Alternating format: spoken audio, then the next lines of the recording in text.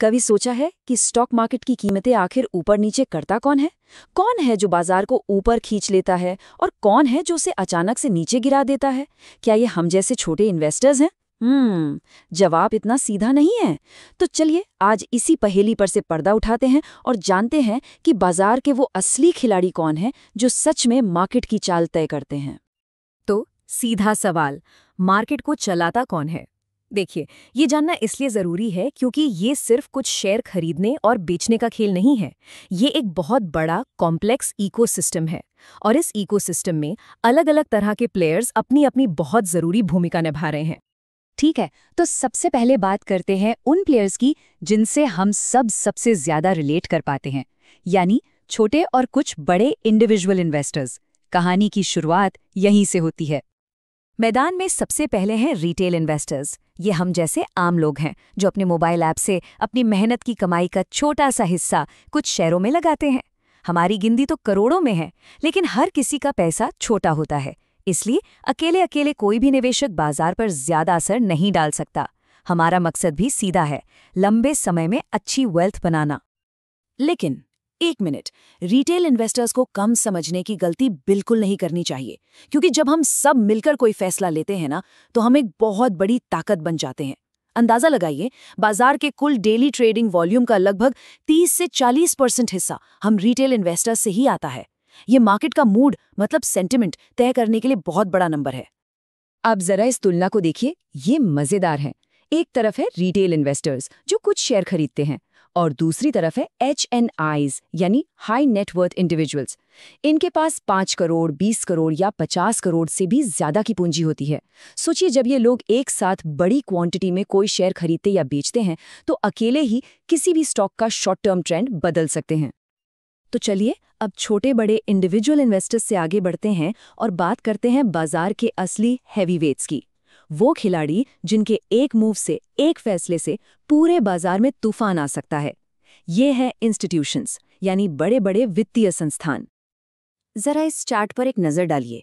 ये Indian stock market के daily turnover का ब्रेकडाउन है और यहाँ साफ साफ दिख रहा है कि FIIs यानी फॉरेन इंस्टीट्यूशनल इन्वेस्टर्स रोज की खरीद बिक्री के लगभग आधे हिस्से पर कब्जा किए हुए हैं। रिटेल निवेशक करीब 35% पर हैं और DIIs मतलब डोमेस्टिक इंस्टीट्यूशनल इन्वेस्टर्स 15% पर। पावर का बैलेंस एकदम क्लियर है। तो ये DIIs आखिर हैं कौन? ये हमारे देश के ही बड़े फाइनेंशियल इंस्टीट्यूशंस हैं, जैसे कि म्यूचुअल फंड्स, बीमा कंपनियां। सोचिए LIC या SBI म्यूचुअल फंड के बारे में। ये हजारों लाखों लोगों से पैसा इकट्ठा करके बाजार में लगाते हैं।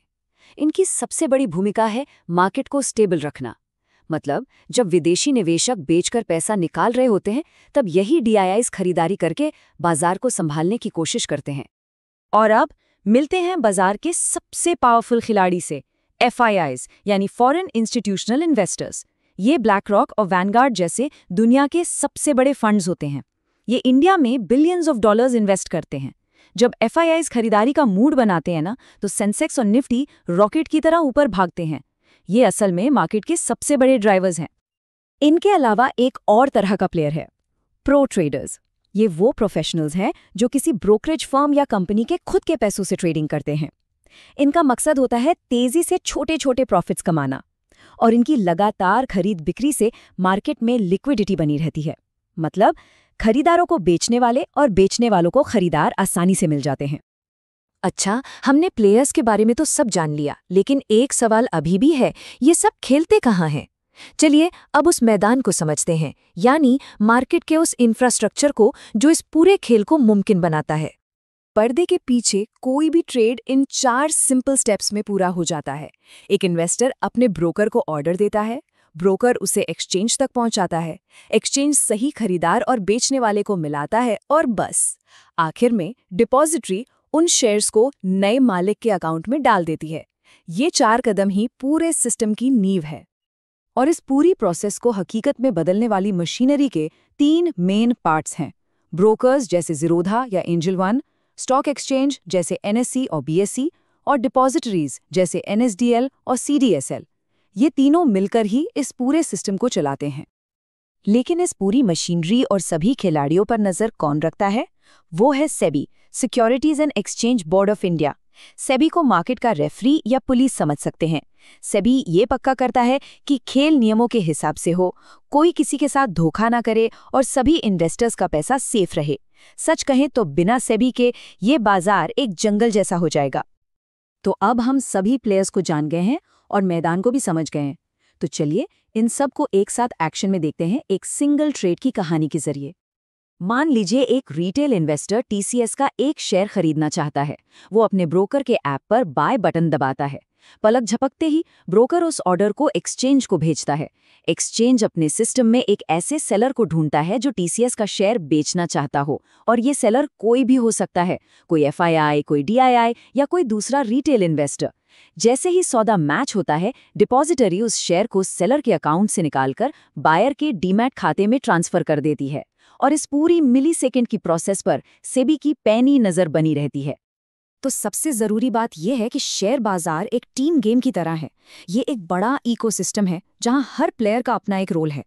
एफआईआईज बाजार को दिशा देते हैं, डीआईआईज उसे संभालते हैं, रिटेल इन्वेस्टर्स उसकी नींव मजबूत करते हैं, और ब्रोकर्स, एक्सचेंज और सेबी इस पूरे खेल को सही ढंग से चलाते हैं। कोई भी अकेला बाजार नहीं चलाता, सब मिलकर चलाते हैं। तो अब जब ये पता है कि पर्दे के पीछे कौन कौन से खिलाड़ी काम कर रहे हैं, तो अब मार्केट के उतार चढ़ाव को देखने का नजरिया भी बदल जाएगा। अगली बार जब सेंसेक्स तेजी से ऊपर या नीचे जाए, तो एक पल के लिए जरूर सोचेगा कि आज मैदान में असली खेल कौन खेल रहा है, एफआईआईज या डीआईआईज।